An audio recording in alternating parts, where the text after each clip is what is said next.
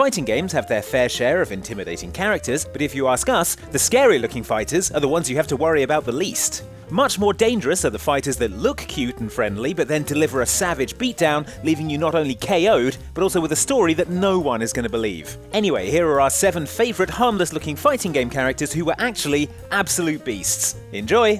Some say appearances can be deceiving. With her, they are deadly. Do not be misled. There are no cakes or wine in her basket, only tools of our demise.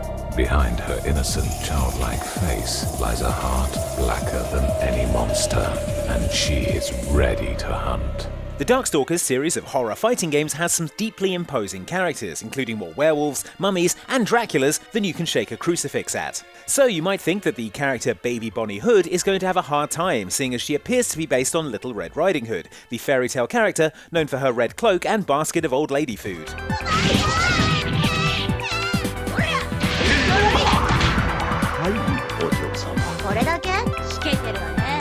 In the original fairy tale, Little Red Riding Hood is an impossible dumbass who can't tell the difference between her own grandmother and a feral wolf wearing her grandmother's clothes. Because of this, she gets eaten by the wolf, then has to be saved later on by a woodcutter who kills the wolf for her. Darkstalker's BB Hood is a radically different take on the character in that she is a supernaturally talented demon hunter armed with an Uzi.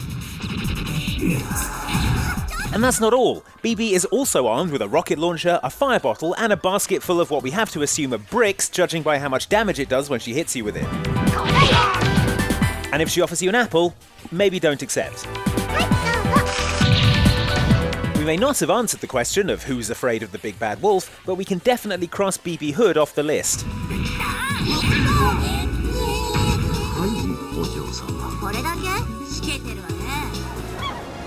Have I really gotten stronger? Am I closer to my goal of getting strong like him? Like I used to wish for? He's out there somewhere, under these same stars. It doesn't matter though. I'll get to see him soon enough at the tournament. Hang on, Ryu-san! I'll be there before you know it. High school kids stan all sorts of celebrities, fictional characters, and bands, and usually all it leads to is some ill-advised eyeliner choices or trying to learn Korean so you can understand BTS lyrics. Sakura from the Rival Schools and Street Fighter series, however, is a huge Ryu stan, which means she's learned how to be an incredibly deadly martial artist despite still having to go to geography class.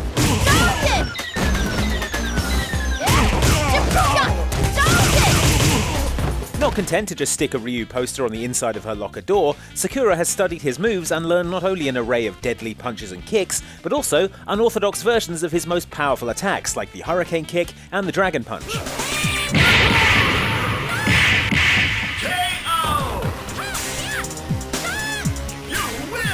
The upshot is, Sakura might look like a harmless school kid, but she is more than capable of unleashing a devastating fireball directly into your unsuspecting face.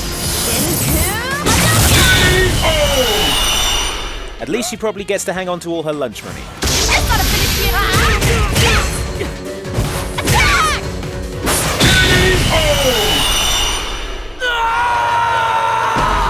That's a wrap. Miss Walters, your witness. Soon the defense will rest, for fist upon your face. Go for broke. If you've played any of the Phoenix Wright games, you'll know that they're lawyer simulators in which very little fighting takes place, unless you count that woman who's always hitting you with a whip in court.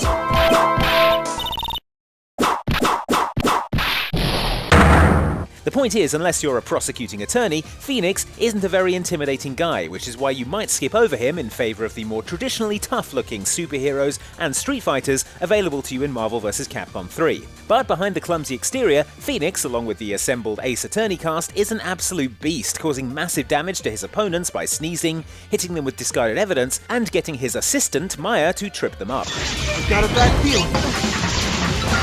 And that's not all. His level 3 hyper combo is up there with the highest damage dealing hyper combos in the game, even if you've got diplomatic immunity like old Dr. Doom here.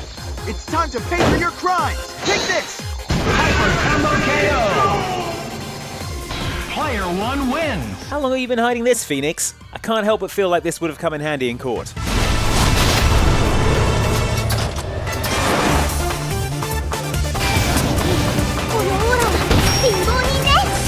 Tron Bonne is originally from the Mega Man Legends series. She's a 14-year-old girl accompanied by a horde of little cute robots known as Servbots, which look like Lego minifigs that have been hastily redesigned to be 400% cuter.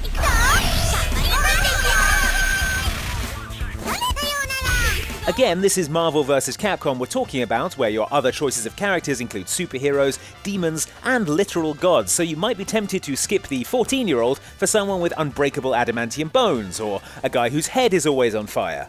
But Tron Bonne is no pushover, mostly due to the fact that she goes everywhere in a mobile bipedal tank called Gustav that is armed with rockets, a flamethrower, and has stronger punches than an end-of-year frat party.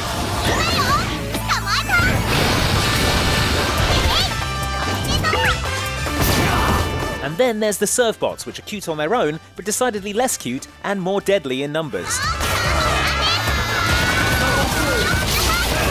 Or when they become massive and are armed with a big hammer.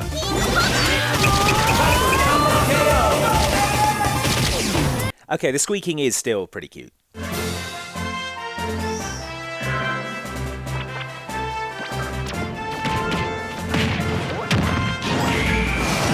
As fighters go, they don't get much less intimidating than Super Smash Bros. Jigglypuff, who is literally a soft, pink, round ball who spends most of their time asleep. But though it might look to the untrained eye like you'd be better off going with one of the characters from an actual fighting game like Ken or Terry Bogard, don't sleep on Jigglypuff, which is hard, I know, because that's kind of their whole deal.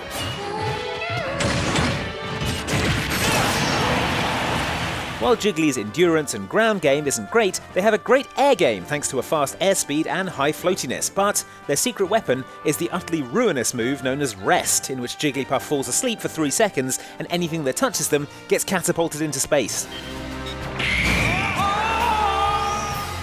This can reliably KO people at 70%, but can go as low as 50% for some characters, which has led to Jigglypuff getting quite the fearsome reputation online, despite, we remind you, them being a soft pink ball who, yep, has fallen asleep again. I wouldn't touch them if I were you.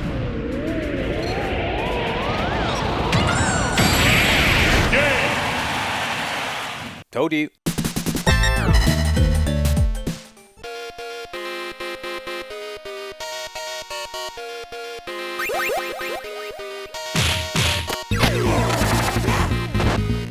The words reckless child endangerment get thrown around a lot these days, but I think we can all agree that letting a small child get into fistfights with knife-wielding street gangs qualifies. And yet that's what we see in Streets of Rage 2, which added the character of Eddie Skate Hunter to the mix. Skate was the kid brother of Adam from the first game and was, as his name suggests, enthusiastic about skating. A fondness for rollerblading doesn't sound like it'll help much when you're brawling with punks in an alley, but luckily for Axel and Blaze, who would surely cop the heat for this if Skate got himself killed, it turned out that Skate is actually more than capable of taking care of himself on the mean streets. For a start, while he may be weak, he's super fast and his rollerblades let him dash towards people and launch bone-crunching headbutt attacks. He can also vault up onto people's shoulders and just wail on their noggin. And spin around like crazy, effing everyone up in the process. Still, you've got to admire his determination. Look, he can barely lift that lead pipe he's bludgeoning that guy with. Adorable. The surprises are just getting started. Yes, Kay! What's gonna get started? The battle tournament. This is my chance to beat it into you that I'm your master. Ooh, is this what they call cutting a promo?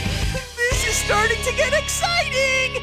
Teddie from Persona 4 Arena is a smiling cartoon bear who is excited and enthusiastic about everything, right up until the fight starts, at which point it becomes clear that Teddie is also extremely enthusiastic about beating you senseless with some pretty wicked claws that we're sure weren't there a second ago.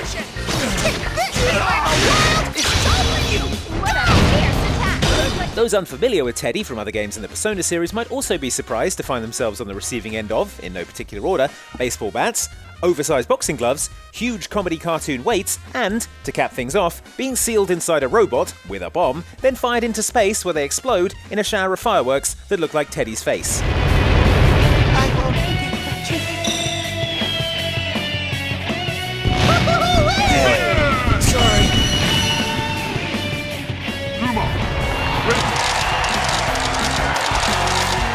Is anyone surprised by the results? I mean, I guess by the 7th character in this list, I really shouldn't be. Good point, voiceover guy. The legend of Teddie, the strongest one of all, is about to begin! There you have it, those were some harmless-looking fighting game stars who could easily kill any one of us. Any favourites we missed? Let us know in the comments below, and like and subscribe for more videos like this from Outside Xbox. Thanks for watching!